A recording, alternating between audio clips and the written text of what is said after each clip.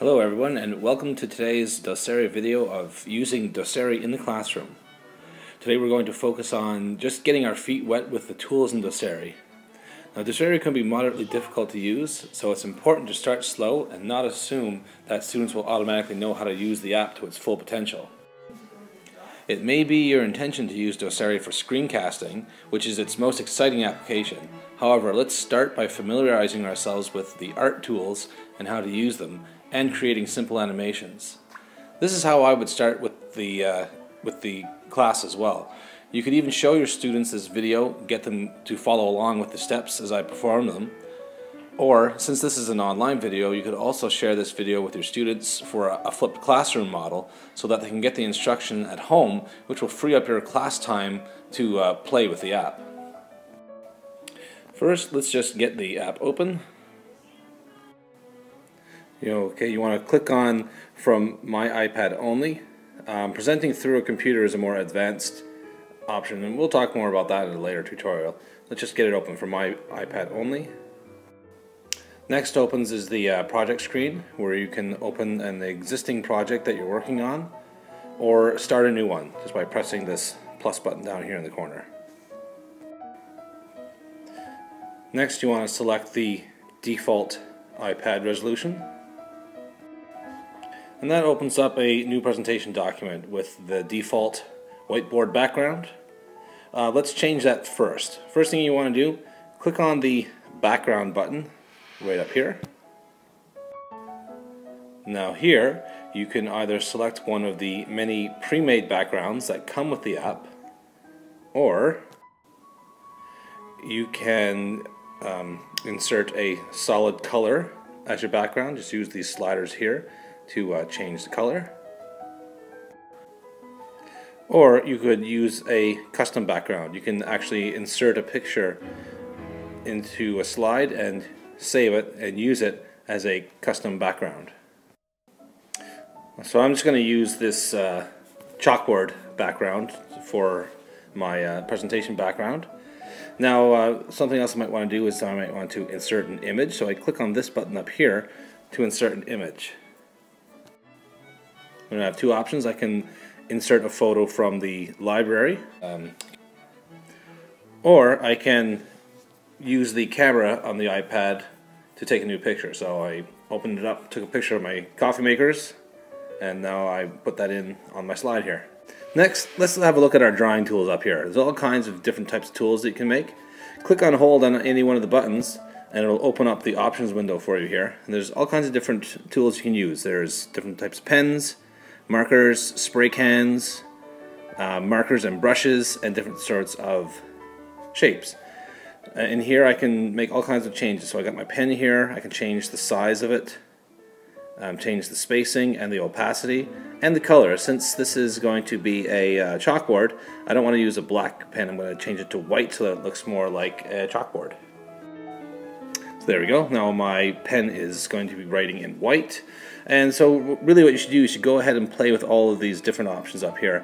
You can change the colors, the sizes of all of these tools up here. Just go ahead and experiment with those a bit. So now that we've got our drawing tools set up the way we want them, let's go ahead and start creating something. So I'm going to go ahead and film this next part live because screen captures don't really do a good job of capturing what's happening on screen next. And you can see me here. Hello! Alright, so what we're going to do now that we have all of our tools set up, we're going to just go ahead and start creating. So I'm going to take my pen tool first.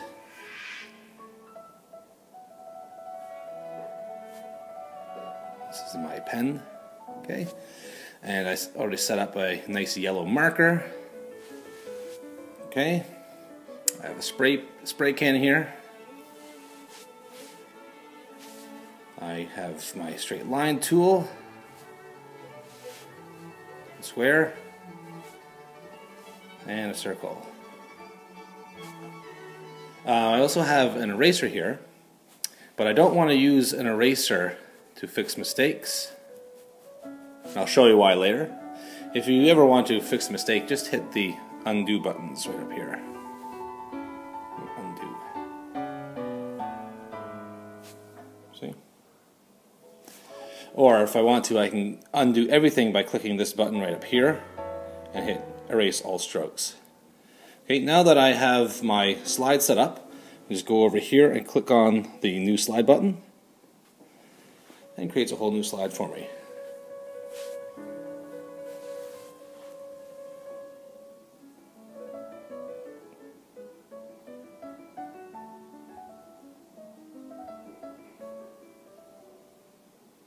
Okay.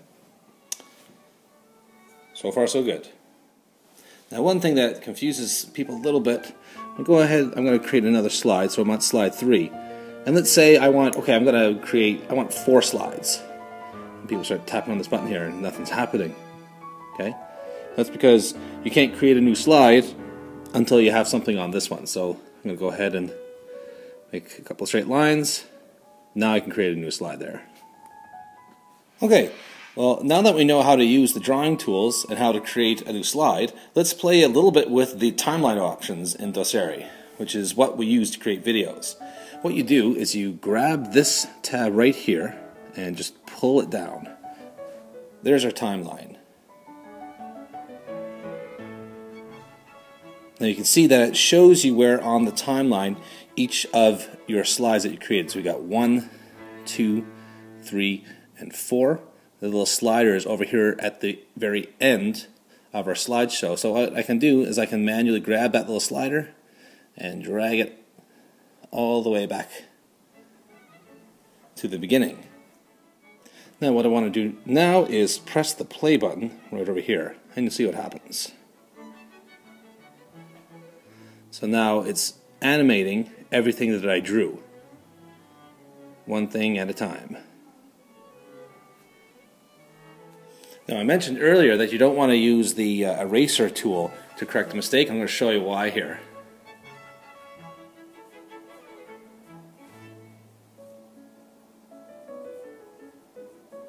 Okay. Now I want to get rid of that. So I'm going to select my eraser tool up here. And let's just go ahead and... Good as new, right? Totally gone.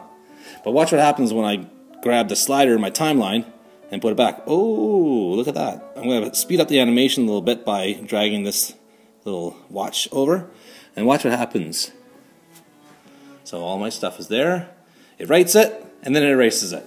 Which is kind of a neat effect that you can use to your benefit. But just be careful. It's not a good way to correct mistakes. If you write a mistake and then erase it, it'll be included in your animation. Okay, now keep in mind that I'm not actually recording anything right now. I'm just in preview mode.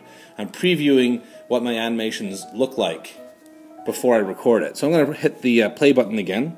So it'll send me to my next slide. And again, it automatically animates for me.